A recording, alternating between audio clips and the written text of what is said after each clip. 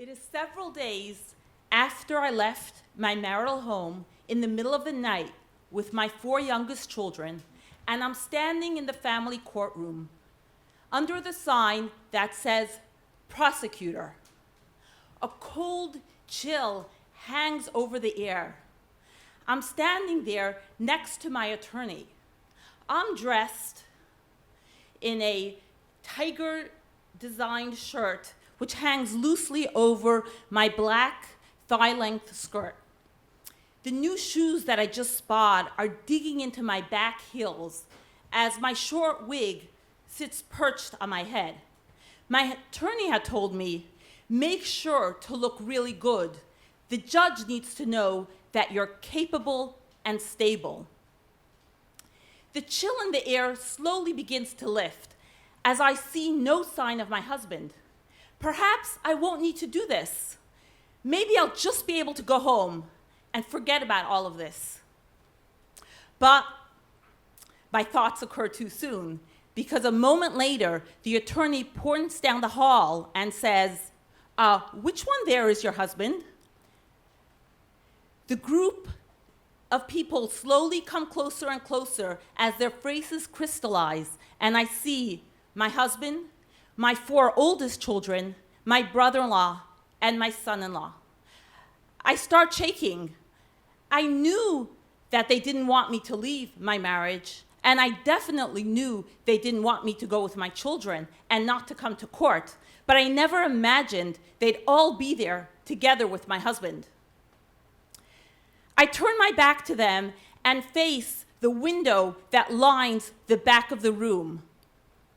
I hope to get some reprieve looking out there on the grass and the driveway.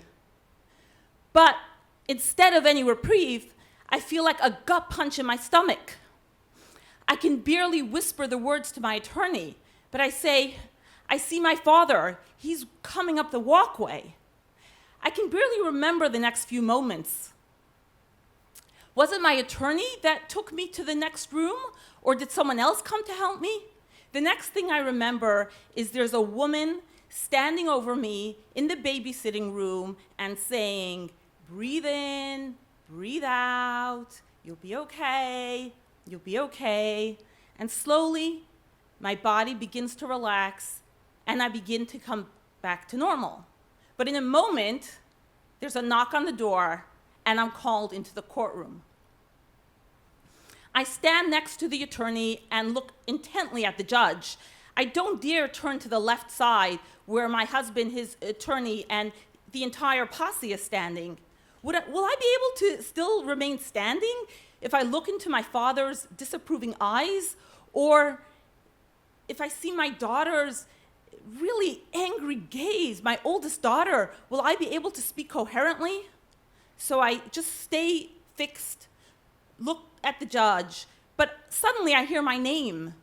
My husband's attorney says, Beatrice's father traveled all the way from Canada because he's so concerned about her mental health. The children can't stay with her. I turn abruptly to my left and think, is this what they're doing? Is this how they intend to destroy me and take the children away from me?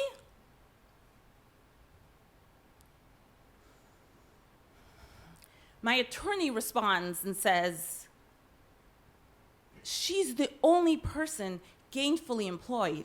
She should stay with the children. These allegations are false. My attorney is given 3 days to prove his case. And eventually, the children do stay with me. But unfortunately, the situation, the relationship with my parents deteriorate. I turn to my father several weeks later and say, how could you do that? How can you show up that way? And he looks at me and says, I came there for my grandchildren. And I say, but I'm your daughter. I look at my father dressed in his Hasidic garb and say, I'm your daughter. I also need to be protected.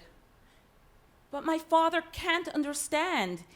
He's not able to understand how I'm able to make this choice for myself, to give myself a free life, to give myself a new beginning together with my younger children. He can't fathom how that is possible and be able to give me that support. I now know that it's in those most horrific moments where I felt so betrayed that's given me the understanding that I can and I'm able to and deserve to give myself a life of freedom, a life of my own, no matter what obstacles stand in my way. And you are able to do that too. Thank you.